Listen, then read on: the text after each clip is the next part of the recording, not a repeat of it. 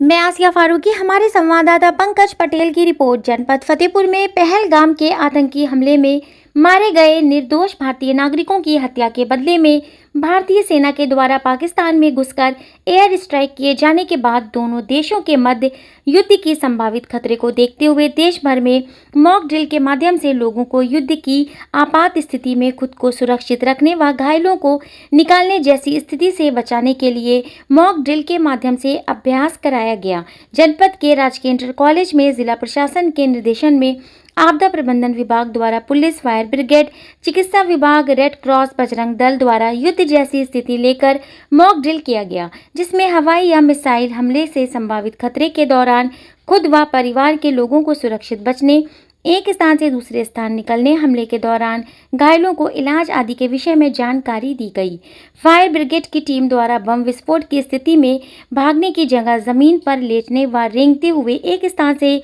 दूसरे स्थान पर निकलने, घायलों को इलाज के लिए एम्बुलेंस तक पहुंचने व आपात स्थिति में एम्बुलेंस न मिलने पर रेड क्रॉस सोसाइटी के लोगों द्वारा घायलों को प्राथमिक उपचार किए जाने के विषय में जानकारी दी गई। विद्यालय के बच्चों व नागरिकों को हमले के दौरान खुद को बचाने, सिविलियन सोसाइटी में लोगों को सुरक्षित रहने एवं आपात स्थिति में घायलों की मदद करने की जानकारी देकर अपने परिजनों व आसपास के लोगों को भी जागरूक करने की अपील की गई। मैं सरस्वती विद्या मंदिर इंटर कॉलेज फतेहपुर से 60 यूपी बटालियन एनसीसी फतेहपुर से हूँ। सर, आज हमारे यहाँ पे जीआईसी कॉलेज में हम लोगों को सभी पूरे 60 यूपी बटालियन एनसीसी के कैडेट्स को बुलाया गया, जिसमें से महर्षि विद्या मंदिर और सरस्वती विद्या मंदिर और एएसआईसी सभी अन्य सभी कॉलेज उपस्थित रहे,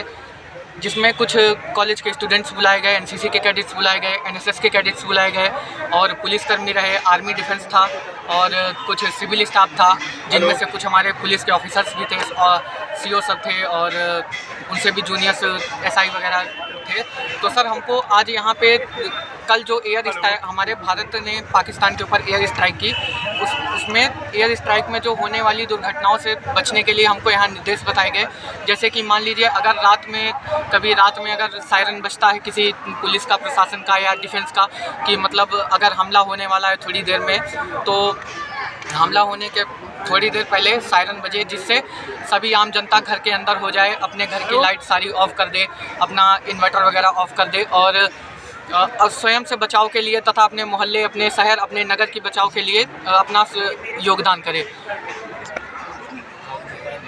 उनसे केवल इतना ही कहना चाहूँगा कि वो सोशल मीडिया में इस तरह के एनडीआरएफ की जैसे टीम होती हैं, ये आपदा प्रबंधन जैसे ये लोग सिखाते हैं कि कैसे क्या बचाव का है। अगर जो लोग आज यहाँ उपस्थित नहीं हो पाए हैं, तो यूट्यूब वगैरह में आजकल तमाम सोशल मीडिया के साधन हैं, जिससे वो लोग ये वीडियो देख करके सीख सकते हैं। आज जैसे यहीं पर अभी कार्यक्रम हुआ था, तो यहीं के कई सारे वीडियो भी शेयर किए गए होंगे, जैसे आप अभी खुद ही वो करेंगे, तो उसी माध्यम से हम लोग तमाम तरीके जान सकते हैं कि हमारे क्या बचाव के साधन हैं।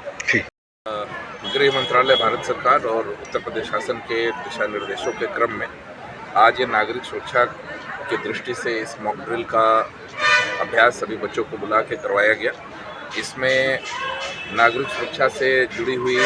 सभी टीमें और सभी विभागों के अधिकारीगण, चाहे वो हमारी पुलिस के अधिकारीगण हों, हमारे फायर सेफ्टी डिपार्टमेंट के, होमगार्ड्स, हमारे एजुकेशन डिपार्टमेंट के, हमारे राजस्व विभाग के सभी के अधिकारी कर्मचारी सभी यहाँ रहे और केवल बच्चे ही नहीं बल्कि समाज के विभिन्न तबके से अन्य लोगों को भी इसमें बुलाया गया और शामिल कराया गया। इसमें विभिन्न प्रकार के हमले की स्थिति को लेकर, चाहे वो बम विस्फोट की स्थिति हो या हवाई हमला हो,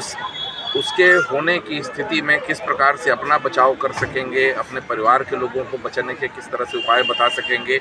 या अगर किसी विस्फोट आदि के कारण से कोई आगजनी की घटना हो जाए उसमें किस तरह से बचाव कर सकेंगे, उसका प्रशिक्षण भी कराया गया, उसका डेमोन्स्ट्रेशन कराया गया। एनसीसी के कैडेट्स और बच्चों के द्वारा उन गतिविधियों को फिर से पुनरावृत्ति कराई गई, जिससे कि उनके जहन में अंदर तक ये सारी चीज़ें बिल्कुल समा जाएं कि कोई भी अगर इस तरह से आपातकालीन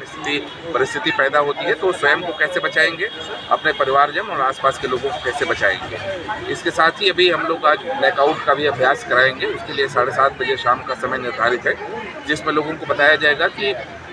सायरन बजने के बाद किस प्रकार से अपने घरों की सभी लाइट्स को ऑफ कर दें, यदि इन्वर्टर जनरेटर चल रहा हो तो उसका प्रयोग तत्काल बंद कर दें, खिड़कियों पे काले पर्दे, यदि संभव न हो तो मोटे पर्दे, जिससे किसी प्रकार का प्रकाश बाहर न जाए। तो ये सारे अभ्यास आज कराए जाएंगे, जिससे कि लोग स्वयं भी अपनी सुरक्षा और अपने परिवार की सुरक्षा के प्रति जागरूक हो सकें किसी भी आपदा की स्थिति के लिए। ठीक सर।